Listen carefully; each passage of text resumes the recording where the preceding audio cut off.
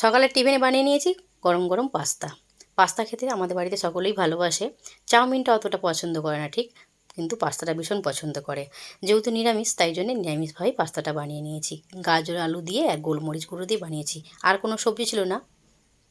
আজকে সারাদিনের রান্নাবান্না কিন্তু সকলের পছন্দ মতো করেছি। এই যে দুপুরবেলা রান্না করছি, দুপুরের রান্নাতে আজকে হবে পাঁপড়ের সবজি, তাই জন্য অনেকটা পাঁপড় ভেজে নিয়েছি। মা যে পাঁপড় পাঠিয়েছিল তা থেকেই কিছু পাঁপড় নিয়ে ভেজে নিয়েছি। আর এদিকে দেখো ডাল সেদ্ধ করে রেখে দিয়েছি। আর এদিকে এই যে পাঁপড়ের জন্যে, সবজি করার জন্য এই যে জিরে ফোড়ন দিয়েছি, শুকনো লঙ্কা ফোড়ন দিয়ে আলুটা লাল করে ভেজে নিয়ে টমেটো দিয়ে দিয়েছি। টমেটোটা একটু হালকা ভাজা ভাজা হয়ে নরম হয়ে যাক, তারপরেতে মশলা দেবো। রেগুলার যে মশলা, সেই মশলাগুলোই দেবো। ভীষণ অসুবিধে হয়ে যাচ্ছে, মিক্সচার মেশিনটা খারাপ হয়ে গেছে তো, তাই জন্য শিলে আদা রসুন বাটতে হচ্ছে। আজ অনেক কষ্ট করে, আজকে নয় কালকে বেটেছিলাম আদা আর কাঁচা লঙ্কা, সেটাই রেখে দিয়েছি। তা এই সবজিটাতে দিয়ে দেবো। এটুকু আদা দিলেই হয়ে যাবে। আর আগের দিন কি আদা কাঁচা লঙ্কা বেটে আমার ভীষণ হাত জ্বালা করেছে বাবা। আমি তো এমনি শিলে বাটতে পারি না, কি করব, কিছু করার নেই, এখন বাধ্যতামূলক হয়েই করতে হচ্ছে।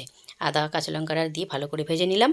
রেগুলার যে মশলা, লঙ্কা গুঁড়ো, ধনে গুঁড়ো, জিরে গুঁড়ো, হলুদ গুঁড়ো আর স্বাদ মতো লবণ দিয়ে ভালো করে কষিয়ে নিয়েছি। কষিয়ে নিয়ে দেখো এখানে তেল ছেড়ে দিয়েছে। আর আলুটাও না এত সুন্দর করে ভাজা হয়ে গেছে, আলুর মশলার সঙ্গে কষানো হয়েছে তো আলুটা সেদ্ধ হয়ে গেছে, বেশিক্ষণ সময় লাগবে না। এর মধ্যে এবার পরিমাণ মতো জল দিয়ে দেবো। যেই বাটিটাতে আমি, বাটি না এটা কৌটো, এর মধ্যে আদা আর কাঁচা লঙ্কা বাটা রেখেছিলাম, সেই বাটিটার এক মাপ করে 1 বাটি জল দিয়ে দিলাম। দিয়ে এটাকে ফুটে উঠতে দেবো। এটা ফুটে উঠেছে। আর এর মধ্যে এবার ভেজে রাখা পাঁপড়টাকে তুলে দেবো। পাঁপড়টা দিয়ে বেশিক্ষণ রাখবো না, মিনিট 5 মতো রাখবো। রাখলেই কিন্তু আমার পাঁপড়ের সবজিটা রেডি হয়ে যাবে। আমি তো এইভাবে পাঁপড়ের সবজি বানাই। বন্ধুরা, তোমরা কে কীভাবে বানাও আমাকে অবশ্যই বলো। গ্যাসের ফ্লেমটাকে লো করে মিনিট 4-5 মতো ঢেকে রেখেছিলাম। দেখো সবজিটা আমার রেডি হয়ে গেছে। এই সবজিটা খেতে যা কি ভালো লাগে না, আমি কি বলবো, আমার ভীষণ ভালো লাগে। আমাদের বাড়িতে সকলেই পছন্দ করে। আর অল্প পরিমাণে একটু গরম মশলা দিলাম, যেহেতু নিরামিষ সবজিতে একটু গরম মশলা দিলে ভালো হয়। আর এর মধ্যে একটু ঘি দিলেও ভালো হয়, আমি কিন্তু ঘি দেবো না, বাড়িতে খাবো তো, আর বেশি রিচ করতে চাই না, তাই জন্যে অল্প কম তেল মশলার মধ্যেই রান্নাটা করেছি। চলো রান্নাটা হয়ে গেছে, নামিয়ে নিই। চলো কী কী রান্না করেছি দেখে নিই।